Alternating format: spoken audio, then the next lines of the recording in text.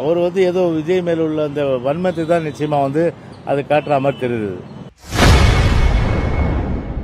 விஜய் மீது திமுகவிற்கு வன்மம் இருப்பதனால் விஜய் குறித்து தொடர்ந்து அவர் பேசி வருவதாக அதிமுக முன்னாள் அமைச்சர் ஜெயக்குமார் செய்தியாளர் சந்திப்பில் தெரிவித்துள்ளார். நாட்டு மக்களுக்கு உண்மை தெரிய வரும். இந்த விவகாரத்தில் கைது செய்யணும் அப்படின்னு சொல்லியிருக்காங்க. தாவேக தலைவர் விஜயை கைது செய்யணும் அப்படின்னு சொல்லி திருமாவளவன் வேண்டுமென்ற மாதிரியான ஆட்கள் சொல்லிட்டு இருக்காங்க. அவர் கைது செய்யப்பட வேண்டியது அவசியம் நினைக்கிறீங்க? இந்த விஷயத்துல நேரடியா இல்லை, இப்போ ஒரு தனிநபர் வந்து கமிஷனை வந்து கவர்மெண்ட் அமைச்சிருச்சு.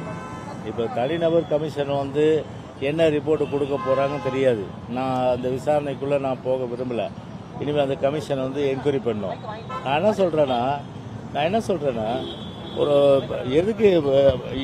எதுக்கு அவசரம் அதுதான் சொல்றேன். சிபிஐ வச்சு பார்த்தீங்கன்னா உண்மையிலேயே வந்து டிஎம்கே தப்பு பண்ணிச்சா தாவேக தப்பு பண்ணிச்சான்றதை தெரிய வரும். வரும்போது அரெஸ்ட் பண்ணிட்டு போங்க. திமுக தப்பு பண்ண யார் அந்த மாவட்டத்தில் இருந்து அதை இயக்கணும், இதெல்லாம் அவங்க வந்து வெளிச்சத்துக்கு வருவாங்க. உண்மையிலேயே வந்து அது மாதிரி ஒரு அமைப்பு வந்து விசாரணை செஞ்சா அது மாதிரி வந்துன்னா அவங்கள பண்ணுங்க. இல்லை தாவேக தப்பு பண்ணிச்சா தாவேக சார்பில் தாவேக நீங்கள் அவங்க மேலே நடவடிக்கை எடுங்க. அதை விட்டுட்டு பார்த்தீங்கன்னா ஒரு இந்த மாதிரி வந்து ஒரு குரல் கொடுக்குதுன்றது அவர் வந்து ஏதோ விஜய் மேல் உள்ள அந்த வன்மத்தை தான் நிச்சயமாக வந்து அது காட்டுற மாதிரி தெரியுது.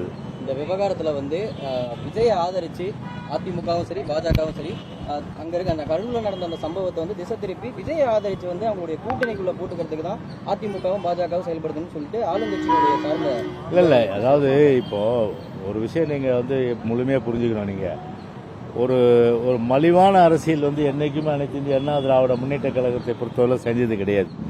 மலிவான அரசியல் மீது நம்பிக்கை இல்லை. திமுகவுக்கு வேணால் கை வந்த கலை அது மலிவான அரசியல் செய்வது என்பது. ஆனால் எங்களுக்கு வந்து அந்த மாதிரி கலையெல்லாம் நிச்சயமாக தெரியாது. அது எங்கள் தலைவர் எம்ஜிஆரும் சரி.